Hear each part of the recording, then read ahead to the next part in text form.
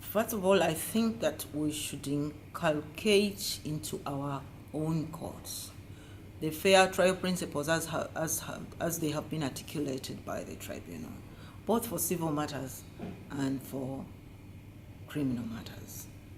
I think we tend to gloss over these things. We have criminal procedure codes, we have thick constitutions, we have everything, but somehow we don't get very well grounded in our training or in our practice into these principles. So I think that if we can adopt those and make sure that every judicial officer has them at his fingertips, I think that would be helpful. A second issue is pre-trials. Yeah, I think that we need to polish our act regarding pre-trials. I know that the tribunal proceedings were long and sometimes took years to finish. But we had a good procedure where a bench would prepare a case for trial. That same bench could try the case, or it could be tried by another bench, so that all pre-trial issues are sorted out at that level. We used to have that in my country, where magistrates would prepare a case for trial and give a full summary of all these witnesses and so on and so forth. Now, somewhere in the mid-90s, we had an attorney general who ended up being a judge, proposing the abolition of this procedure and saying we should only have very abridged versions of what these witnesses are going to say. The witnesses formally would be identified by name and their whole story would be there for ease of preparation. Now these summaries take everybody by surprise, and everybody is going to hear about a witness's identity for the first time in the courtroom, and so investigations become difficult. So of course that leads to delays and trial by ambush.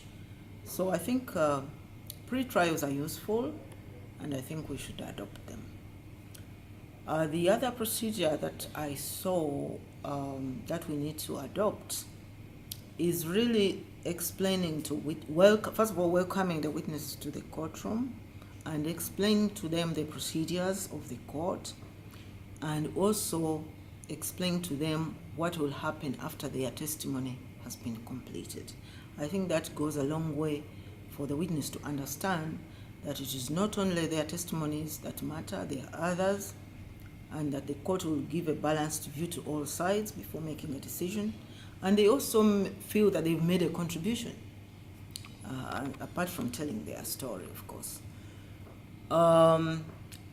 The other one is, of course, about witness protection. I think that the tribunal did very well in protecting witnesses. It's true that some were killed when they returned, not many, but it happened even in the Gacaca courts. But on the whole, many witnesses were protected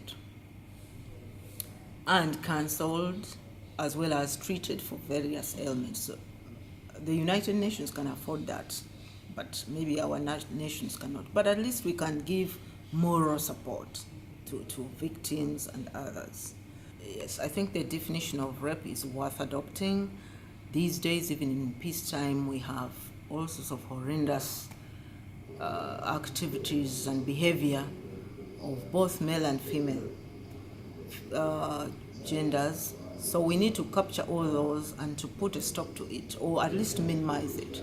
So widening the definition will capture all these people and the seriousness of this offense, and ensure that many of them get the punishments that they deserve. The doctrine of consent, yes, I agree that in coercive circumstances we should dispense with the need to prove consent. So that is another adoption that we should make in our laws.